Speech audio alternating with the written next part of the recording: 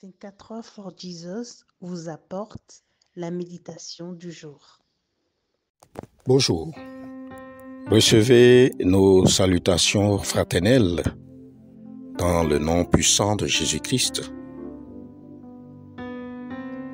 Car lequel de vous, s'il veut bâtir une tour, ne s'assied d'abord pour calculer la dépense et voir s'il a de quoi la terminer. Évangile de Jésus-Christ selon Luc, au chapitre 14, le verset 28. Comment développer l'intelligence financière? Les études ont montré que le niveau d'endettement des ménages dans le monde a connu une très grande hausse depuis quelques décennies. La parole de Dieu nous oriente ce matin sur certaines clés qui pourront nous permettre, en tant que chrétiens du XXIe siècle, de mener une situation financière plus ordonnée. Jésus, en appelant les disciples à le suivre, les avertit sur la nécessité de bien planifier leur choix, car ce choix n'est pas sans risque. De même, ce matin, nous sommes fortement interpellés à bien planifier notre utilisation de l'argent et l'acquisition de nos biens terrestres. Toutes les personnes décidées à prospérer, en particulier le chrétien, à la lumière de la parole de Dieu, doit apprendre quelques notions. Bien-aimés dans la foi, il faut noter que pour connaître l'aisance financière, il y a des lois. Les projets d'un homme actif sont profitables, mais agir avec précipitation, c'est courir vers le dénuement. Livre des Proverbes au chapitre 21, le verset 5. Pour dire que la parole de Dieu nous montre l'importance de nous arrêter et de bien nous préparer devant nos choix financiers.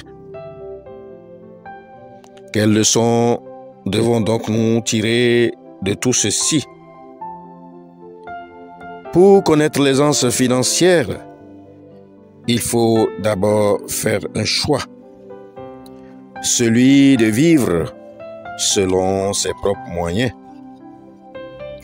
Nous ne devons pas dépenser en suivant la société de consommation. Et si nous devions avoir à le faire, il faudra donc s'en donner les moyens. Dans le livre des Proverbes au chapitre 22, le verset 7, la parole de Dieu nous explique la dépendance de celui qui emprunte vis-à-vis du prêteur. L'emprunteur est le serviteur du prêteur. La parole semble donc ne pas encourager le chrétien à contracter des dettes inutiles. En règle générale, ceux qui veulent progresser financièrement doivent absolument éviter l'endettement. Une autre clé, c'est aussi la discipline à l'épargne.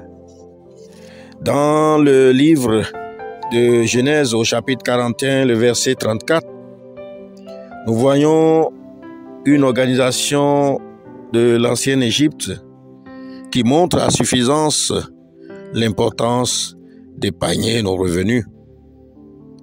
En effet, le pharaon ordonnait qu'on mette de côté les 1/5 des récoltes de l'Égypte pendant les 7 années d'abondance, en prévision des lendemains difficiles. Ma sœur, mon frère en Christ, sans cette discipline dans notre vie, il nous sera difficile d'avoir une aisance financière. Prions donc Dieu lui-même de nous accorder la sagesse de planifier et d'utiliser nos revenus avec sagesse pour la gloire de son nom.